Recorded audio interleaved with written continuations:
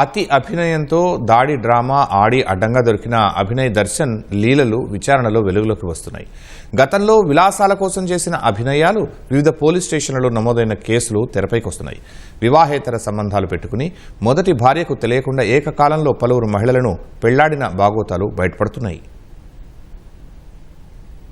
కడపలోని ప్రకాష్ నగర్కు చెందిన అభినయ్ దర్శన్ ఇంజనీరింగ్లో పట్టా పొందాడు. 2011 మే 19న అదే ప్రాంతానికి చెందిన ఓ యువతితో వివాహం జరిగింది. పెళ్లి సమయంలో నగదు బంగారం కట్నంగా ఇచ్చారు. అభినయ్కు కుమార్తెలు కూడా ఉన్నారు. భార్యకు యూనియన్ బ్యాంకులో క్యాషియర్గా ఉద్యోగం రావడంతో హైదరాబాద్లోని మణికొండకు బదిలీ అయ్యారు. ఆ సమయంలో తనకు సినిమాల్లో అవకాశాలు వస్తాయంటూ అభినయ్ బడాయిపోయాడు. ఆమె భార్య పేరుతో అప్పులు చేశాడు. ఆ డబ్బును హైదరాబాద్లో తన వ్యక్తిగత విలాసాల కోసం విచ్చలవిడిగా ఖర్చు చేశాడు. భార్యను అప్పుల ఊబిలోకి నెట్టాడు. హైదరాబాద్ నుంచి భార్యకు మళ్లీ బదిలీ కావడంతో కడపకు వచ్చారు. ఈ క్రమంలో తాను మారిపోయానని, ఇకపై పాస్టర్గా సేవలు చేసుకుంటానంటూ భార్యకు నమ్మబలికాడు. కడపలోని హెచ్డీఎఫ్సీ బ్యాంకు నుంచి భార్య ద్వారా మళ్లీ రుణాలు తీసుకున్నాడు. ఆ తర్వాత విజయనగరం, రాజమండ్రి, అనకాపల్లి, పాడేరు ఏజెన్సీ ప్రాంతాలతో పాటు తెలంగాణలోని పలు ప్రాంతాల్లో పాస్టర్గా అవతారమెత్తాడు. అయితే విజయనగరంలో పాస్టర్గా ఉన్న సమయంలో ఓ యువతితో వివాహేతర సంబంధం పెట్టుకున్నాడు అభినయ్. 2021 మే 15న ఆమెను తీసుకెళ్లి రహస్యంగా పెళ్లి చేసుకున్నాడు. అప్పట్లోనే యువతి తల్లిదండ్రులు విజయనగరం 1 టౌన్ పోలీస్ స్టేషన్లో ఫిర్యాదు చేశారు.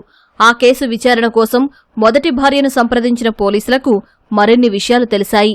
అభినయ్ దర్శన్ బుద్ధి మంచిది కాదని, అంతకుముందే విజయవాడలో మరో మహిళను మోసం చేసి పెళ్లి చేసుకున్నాడని, పెద్దలు పోలీసుల జోక్యంతో విడిపోయారని మొదటి భార్య బయటపెట్టింది.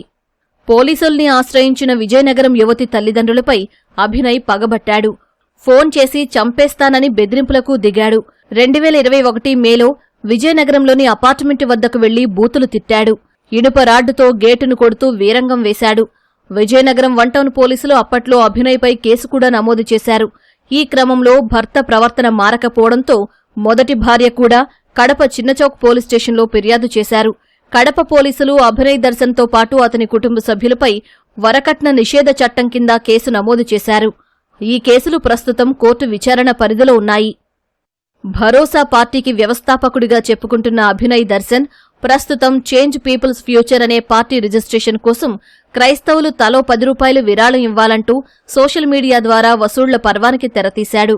ఇటీవల అభినయ్ మహారాజ్ అనే పేరుతో సోషల్ మీడియాలో ప్రభుత్వాలకు వ్యతిరేకంగా వీడియోలు అప్లోడ్ చేస్తూ హడావుడి చేస్తున్నాడు. ఈ క్రమంలోనే మే 18న జీకే వీధి మండలం మొండిగడ్డ వద్ద 4 ముసుగు దొంగలు తనపై దాడి చేశారంటూ ఆసుపత్రిలో చేరి డ్రామాలాడి అడ్డంగా దొరికిపోయాడు.